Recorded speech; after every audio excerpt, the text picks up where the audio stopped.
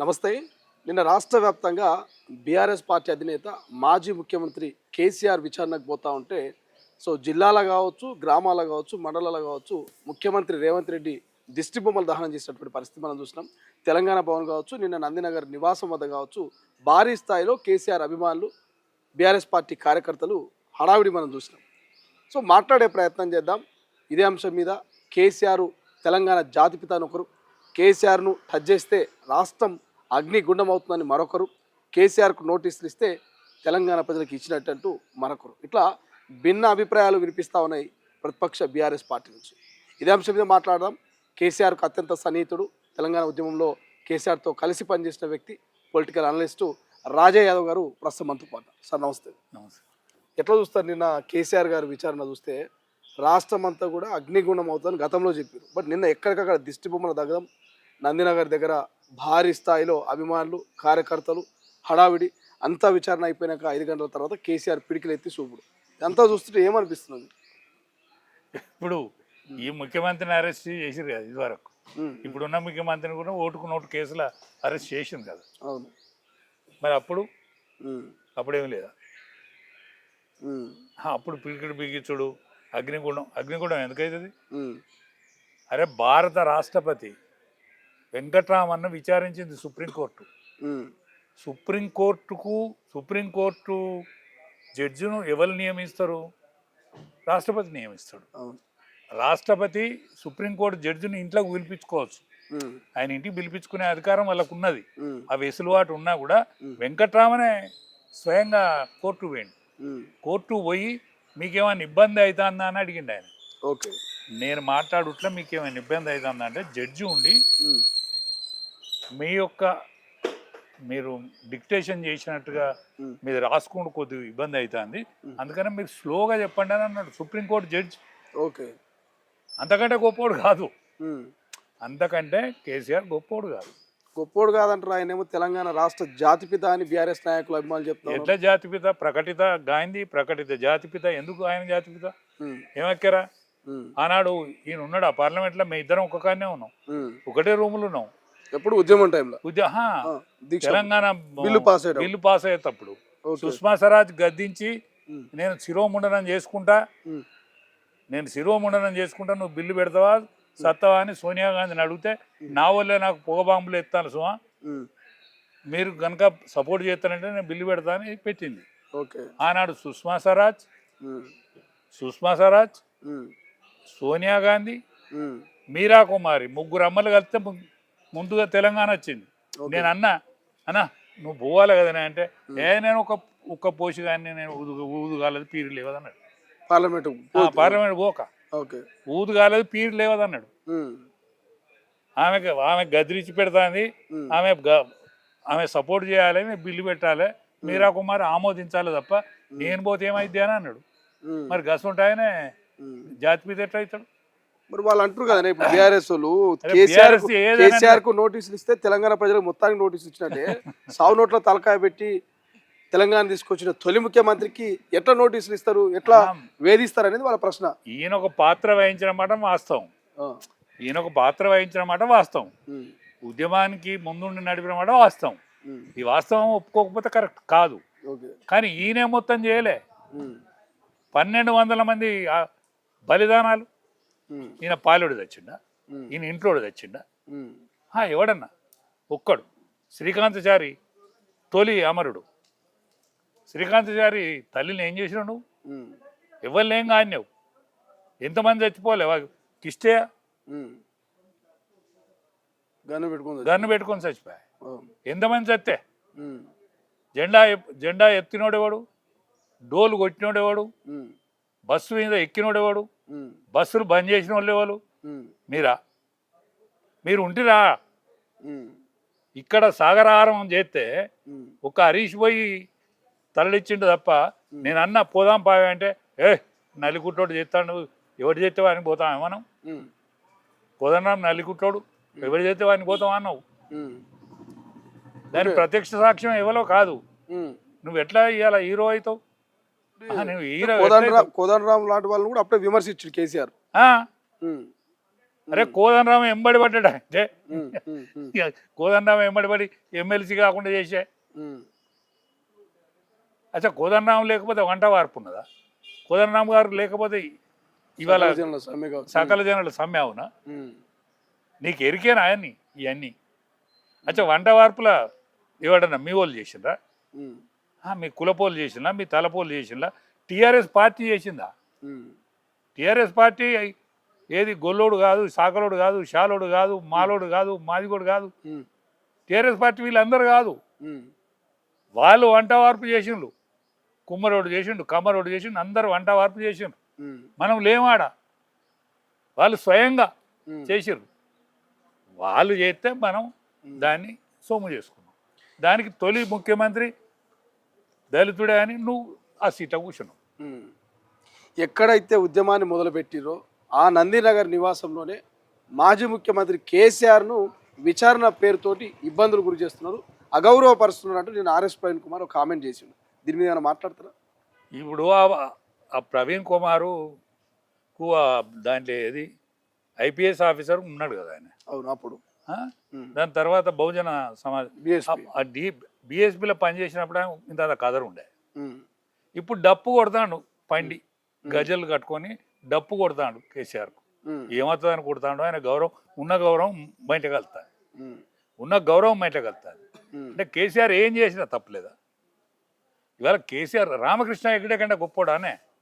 రామకృష్ణ హెగ్డే ఇదే కేసులో సేమ్ ఈయనకి నేనైతే సిట్టు ఏదైతే పిలిచిందో ఈ టెలిఫోన్ ట్యాపింగ్ కేసులనే రామకృష్ణ హెగ్డే జాతీయ నాయకుడు ఆయన కూడా ముఖ్యమంత్రిగా ఉన్నప్పుడు పొరపాటు చేస్తే ఆయన కూడా అనుభవించాల్సి వచ్చింది.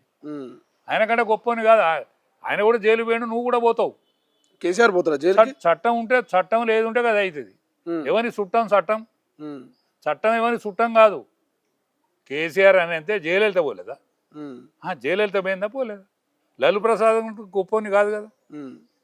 లల్లు ప్రసాద్ కంటే గొప్పని కాదు. యూపీ ముఖ్యమంత్రి ములాయం సింగ్ యాదవ్ కంటే గొప్పని కాదు. అందుకనే నీకు ఏం కావాలైతే చట్టం లేదు ఉంటే కదా అవుతుంది. ఇప్పుడు కాంగ్రెస్ విచారణ పేరుతోటి ఇబ్బందులు పెడుతున్నది, కక్ష సాధింపు చేస్తుంది అనేది కేటీఆర్ మాట.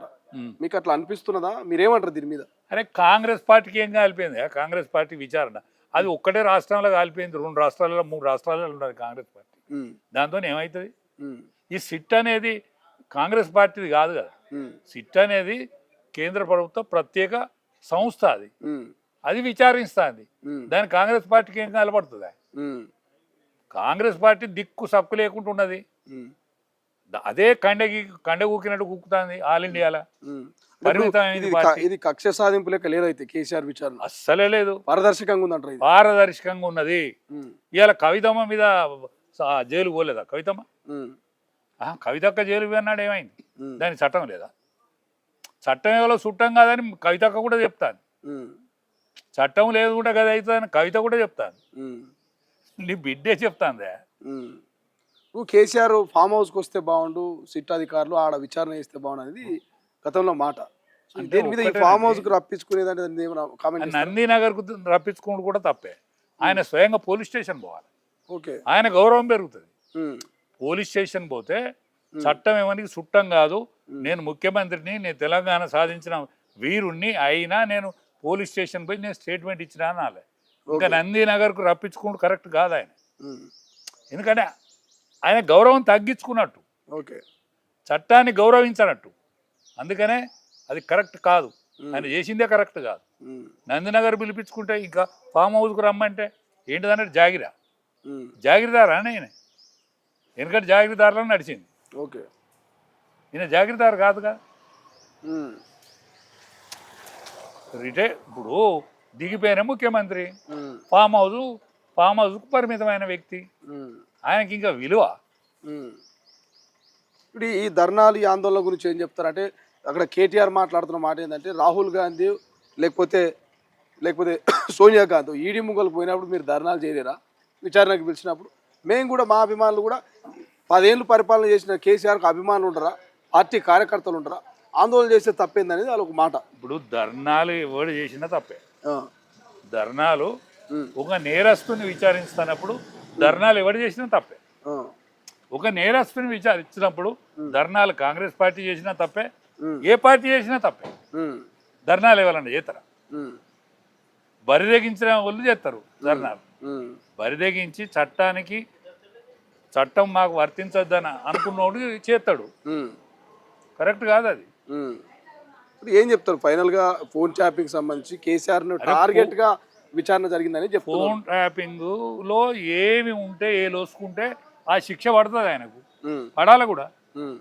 ఎవరైతే ఎందుకట్లా మీకు దగ్గర సన్నిహితుడే కదా మీరు శిక్ష దగ్గర పడాలని- సన్నిహితుడు అయితేంది, చుట్టం అయితేంది, కొడుకు అయితేంది, తండ్రి అయితేంది, ఉమ్, చట్టానికి ఎవరు చుట్టం కాదు కదా. ఉమ్, ఆ, ఓకే. ఏది ఉంటే కదా అవుతుంది, ఎవరికైనా అంతే రేపటి శిక్ష. ఆ, మాట్లాడే రాజే యాదవ్ ఏమన్నా తప్పు చేస్తే ఉమ్, శిక్ష అనుభవించాలి. ఉమ్, ఇప్పుడు నా మీద విచారణ చేస్తలేరు.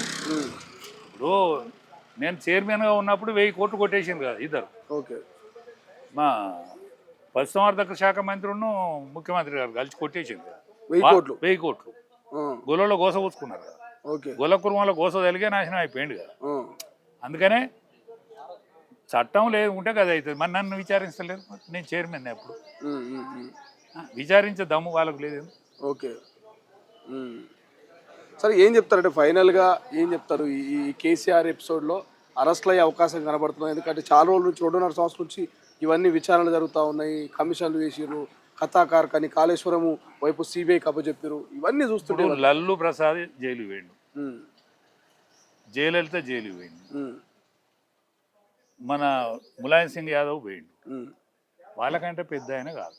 ఉమ్, రామకృష్ణ హెగ్డే ఇదే కేసులో శిక్ష అనుభవించండు. ఉమ్, అందుకని వీళ్ళు కూడా ఏమైనా తప్పు ఉంటే శిక్ష ఖచ్చితంగా అనుభవిస్తారు. ఓకే. సిట్టోళ్ళు ఎన్ని ప్రశ్నలు అడిగినా కూడా సమాధానం చెప్పిండు. ఆ 5 మందికి అదల్లే బెదల్లే కేసీఆర్ అంటే అట్లుంటుంది అనేది ఒక చర్చ జరుగుతుంది. ఒక్కటే ఇట్లా చేతి కూడా చూపుతున్నాను బయటకు వచ్చి. తెలికలోడు ఉమ్, మంచిగానే మాట్లాడతాడు, ఉమ్, ఖచ్చితంగానే సమాధానం ఇచ్చుండొచ్చు. ఉమ్, ఇట్ట తప్పేం లేదు, అది గొప్పేం కాదు. ఓకే. తప్పేం లేదు, గొప్పేం కాదు. ఉమ్, ఈ పిడికిలి బిగించుడు అనేది ఆయన తెలంగాణ మూమెంట్లో ఇట్లా అనేది ఉమ్, అదే ఇంకా ఉన్నది, ఉమ్. అంతే తప్ప. అందరు ఇదే పిడికిలు ఫాలో అవుతున్నట్టు. మొన్న సంతోష్ రావు పిడికిలి, కవిత పిడికిలి. ఏంది మంచి సొమ్ము తిన్నందుక, ఉమ్, తెలంగాణ సొమ్ము ఉసురు బాసుకున్నందుక. ఉమ్, తెలంగాణ ఉసురే కదా తలికి గతి వచ్చింది. మీకు పైసలు ఉంటుండొచ్చు, ఉమ్, మీ ముఖం ఎవడు చూస్తలేడు. ఉంచేదందుకు కూడా ఎక్కడికి వస్తలేదు మీ ముఖం, ఉమ్, ఉమ్మేసేందుకు కూడా ఎక్కడికి వస్తలేదు. ఉమ్. ఇంకేం చెప్తారు? ఈ పాడి కౌశిక్ ఈ మధ్య బాగా ట్రెండ్ అవుతున్నాయి. ఏమైనా మాట్లాడతారా? ఆయన మీద కామెంట్ చేస్తారా? ఆయన మీద మాట్లాడే నాకు నా వయసు రీత్యా కానీ, నేను చేసిన అనుభవాల రీత్యా కానీ, నేను చేసిన ఉద్యమాల రీత్యా కానీ కౌశిక్ రెడ్డి కానీ నేను మాట్లాడదు, కరెక్ట్ కాదు. బడ్జెట్ గురించి ఏమైనా చెప్తారా? చాలా అన్యాయం జరిగింది తెలంగాణకు. త్రిబుల్ ఆర్ కావచ్చు, మెట్రో కావచ్చు, మూసీ కావచ్చు, ఒక్క రూపాయి కేటాయించలేదని కాంగ్రెస్ అంటున్నది. 60 సార్లు రేవంత్ రెడ్డి ఢిల్లీకి పోయినా కూడా నయా పైసా తీసుకురాలేదనేది కేటీఆర్ అంటున్నాడు. ఏం చెప్తారు? కేటీఆర్ అంటే తమిళనాడుకే సరి అయిన నిధులు ఇస్తాను, పక్షపాతం లేదు. తమిళనాడు ముఖ్యమంత్రి స్టాలిన్ వ్యతిరేకిస్తాడు, సనాతన ధర్మాన్ని వ్యతిరేకిస్తాడు, ఆయన కొడుకు కంకణం కట్టుకుంటాడు సనాతన ధర్మం ఉండొద్దని. అయినా వాళ్ళు అదరక బెదరక అనేక సంవత్సరాలు ఇవాళ మూడో ఎకానమీకి మనం ఎగవాకుతాం అంటే ఇవాళ ఏం చేయకుండా నరేంద్ర మోడీ గారు ఏం చేయకుండా థర్డ్ ఎకానమీకి ఎగవాకుతుందా? వాళ్ళు ఒకసారి అర్థం చేసుకోవాలి అంతే. ఏమన్నా ఈ బంగారం గురించి ఏమైనా మాట్లాడతారా? అని ఊళ్ళలో బాగా చర్చ జరుగుతుంది. మొన్నదాకా 1,80,000 దాకా పోయింది బంగారం, ఇవాళ చూస్తే 1,40,000 తగ్గింది. వరల్డ్ ట్రెండ్ ఉంటుంది అది బంగారం. అయితే బంగారం అంతా భారతదేశానికి చేరుతుంది. ఓకే. ఇక్కడికి ఉప్పిడి ఉపాసం ఉండి కూడా బంగారం కొనుక్కుంటారు మనం. అందుకనే భయపడాల్సిన అక్కర్లేదు. బంగారం వరల్డ్ మార్కెట్ లెక్క కాబట్టి దాని పెద్ద గాబర కావాల్సిన అక్కర్లేదు. ఇవాళ 30,000 తగ్గుతుంది, మళ్ళీ పెరుగుతుంది. దానికోసం గాబర కావాల్సిన అవసరం. రైట్. ఫైనల్గా ఏం చెప్తారు? ఒక తండ్రిని విచారిస్తే బిడ్డ కూడా స్పందిస్తూ ఉంది, కక్ష సాధింపని కవిత. సో ఫైనల్గా ఏం చెప్తారు? ఇప్పుడు స్పందిస్తా అంటే చట్టం ఏదుండే కదా, నేను పోలేదా ఢిల్లీలో, నేను చేసిన నేరం అది వేరే ముచ్చట, కానీ అది బయటపడ్డప్పుడు బయటపడుతుంది. కానీ అంటే నర్మగర్భంగా తండ్రి కూడా ఇరకాలనే ఉన్నది, ఆమె కూడా ఇరకాలను. ఇప్పుడు ప్రథమ శత్రువు ఎవరు? ఇప్పుడు చుట్టాలు ఎవరు రేవంత్ రెడ్డికి? కవిత. కవితకు ఒక చుట్టం. ఏం చుట్టం? దాన్ని ఆగం చేసే చుట్టం ఏది మన బీఆర్ఎస్. ఇక మిగతా అది మా బీజేపీ ప్రెసిడెంట్, ఈయన శాతగాంధీ అంతర్గత కలహాలు. ఈ రెండు చేయబట్టి ఆయన సేఫ్ ఉన్నాడు మంచిగా ముఖ్యమంత్రిగా, సేఫ్ గా. రేపు మున్సిపల్ ఎన్నికలు ఎట్లుంటాయి? బీజేపీ రామచంద్రరావు 60 సీట్లు మేమే కొడతాం 60% మంచిదే, కానీ ఇప్పుడు మున్సిపల్ ఎన్నికలల్లో బాంబేని ఎవరైతే తీసుకున్నారో, ఇన్ఛార్జ్ ఎవరైతే తీసుకొని బాంబేలో కానీ మహారాష్ట్రలో కానీ తీసుకున్నారో, ఇవాళ రాజస్థాన్ నుంచి ఒకరు, బీహార్ ఎన్నికలు చూసిన వాళ్ళు ఒకరు, వీళ్ళందరూ మంచి వాళ్ళే వచ్చిండ్రు. కానీ వీళ్ళు 5 ఓట్లు కలెక్షన్ చేసేటోని మొదలుకుంటే 500 ఓట్ల కలెక్షన్ చేసేటోని కూడా ఒక దగ్గర తెచ్చి పాతోని కొత్తోని అందరు దగ్గర తీసుకొని మాట్లాడితే మంచిది, మాట్లాడితే రిజల్ట్ వస్తుంది. ఈ రిజల్ట్ బేస్ అసెంబ్లీకి బేస్ అవుతుంది. కానీ ఇప్పుడే ఈ టీఆర్ఎస్ వాడును వీళ్ళు ఒకటిగానే ఉంటుంది. ఎవరు? బీజేపీ ఒక్కటైతే రిజల్ట్ వచ్చు బేసిక్గా. అచ్చా 3 ఏళ్ళకైనా ఒక్కటి కావాల్సిన అవసరం ఉన్నది వీళ్ళకు, లేకపోతే ఇది రేవుకి వచ్చేది కాదు. మళ్ళీ రేవంత్ రెడ్డి ముఖ్యమంత్రి అవుతాడు. రైట్. సో ఇది మొత్తం మీద విచారణలు అయితే జరుగుతూ ఉన్నాయి. ప్రధానంగా కేసీఆరే మా బాస్ అంటూ గతంలో అధికారులు చెప్పడం, ఆ బాస్ విచారణ కూడా అయిపోయింది. బట్ సిట్ ఏం తెలుస్తుంది, మళ్ళీ ఎప్పుడు విచారణకు పిలుస్తుంది, ఏం జరుగుతుంది అనేది ఒక చర్చ. బట్ ఏదేమైనా తప్పు చేసిన వాళ్ళు శిక్ష అనుభవించాలనేది రాజయ్య గారు చెప్తున్నటువంటి కాన్సెప్ట్. చూద్దాం ఆ శిక్షలు పడతాయా లేవా, ఆ తప్పులు నిజంగా నిరూపించడం అవుతాయా లేవా అనేది చూడాల్సిన అవసరం. కెమెరా పర్సన్ అజయ్తో శ్రీశైలం, తొలి వెలుగు, హైదరాబాద్. అసలైన తొలి వెలుగు. ఫాలో వాట్సాప్ @తొలి వెలుగు official.